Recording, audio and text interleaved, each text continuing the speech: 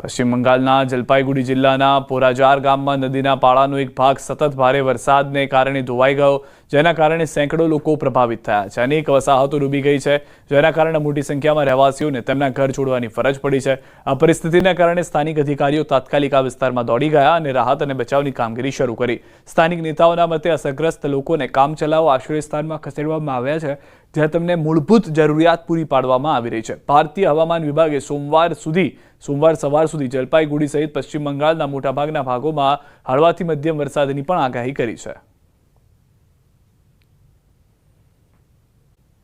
આફત ભરપૂરની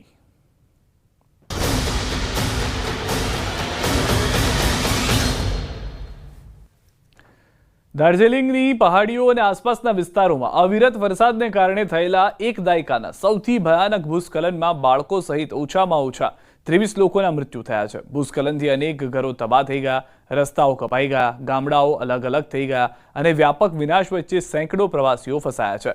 એનડીઆરએફ અને દાર્જિલિંગ અને જલપાઈગુડી જિલ્લા વહીવટીતંત્રના મતે અનેક જાનહાનિ નોંધાઈ છે, જેમાં સરસાલી, જસબીર ગાંવ, મિરિક બસ્તી, ધારગામ, મિરિક તળાવ વિસ્તાર અને નાગરકાંટા વિસ્તારનો સમાવેશ થાય છે. એનડીઆરએફના મતે દાર્જિલિંગમાં કુલ 18 લોકોના મોત થયા છે, જેમાં 11 લોકોના મોત મિરિકાના સૌથી વધુ અસરગ્રસ્ત વિસ્તારમાં અને 7 લોકોના મોત દાર્જિલિંગ સબ ડિવિઝનમાં થયા છે, જેમાં જોરે બંગલા, સુખિયા પોખરી અને સદર પોલીસ સ્ટેશન વિસ્તારનો સમાવેશ થાય છે.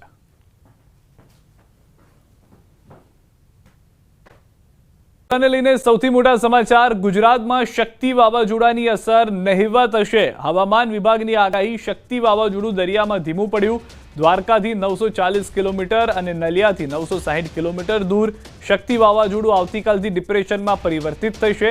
આગામી 3 દિવસ રાજ્યમાં સાર્વત્રિક વરસાદની આગાહી છે. દક્ષિણ ગુજરાત અને સૌરાષ્ટ્ર કચ્છમાં હળવો વરસાદ રહેશે. માછીમારોને દરિયો ન ખેડવાની સૂચના. દરિયાકાંઠે 40 થી 50 કિલોમીટર પ્રતિ કલાકની ઝડપે પવન ફૂંકાયો. દરિયાકાંઠે DW2 સિગ્નલ લગાવાયું છે. અફઘાનિસ્તાન પાસે વેસ્ટર્ન ડિસ્ટર્બન્સ સક્રિય થતા વરસાદી માહોલ રહેશે. અમદાવાદમાં વાદળછાયું વાતાવરણ રહેશે અને ગાજવીજ સાથે હળવા વરસાદની આગાહી છે.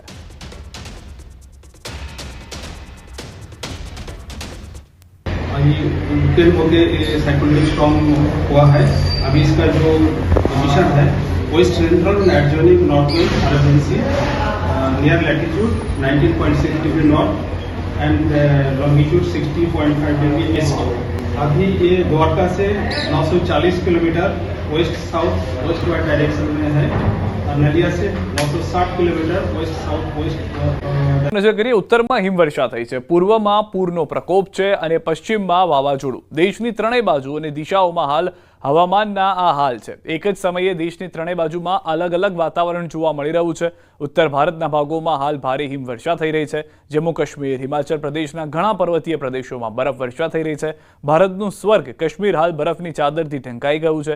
2 દિવસમાં અવિરત હિમવર્ષા થઈ રહી છે, તો પશ્ચિમ ભારતના ભાગોમાં પૂરનો પ્રકોપ જોવા મળી રહ્યો છે. પશ્ચિમ બંગાળ કેટલાક ભાગોમાં વરસાદ બાદ પૂરની પ્રકોપ છે, તો દાર્જિલિંગમાં ભૂસ્ખલન છે. આ તરફ પશ્ચિમ ભારત એટલે કે ગુજરાતની બાજુમાં દરિયામાં શક્તિ નામના વાવાઝોડું જે છે તે એક્ટિવ જોવા મળી રહ્યું છે. જોકે હાલ આ વાવાઝોડું તો નબળું પડ્યું છે, પરંતુ તેની અસરને કારણે વરસાદી માહોલ ગુજરાતમાં જોવા મળી રહ્યો છે.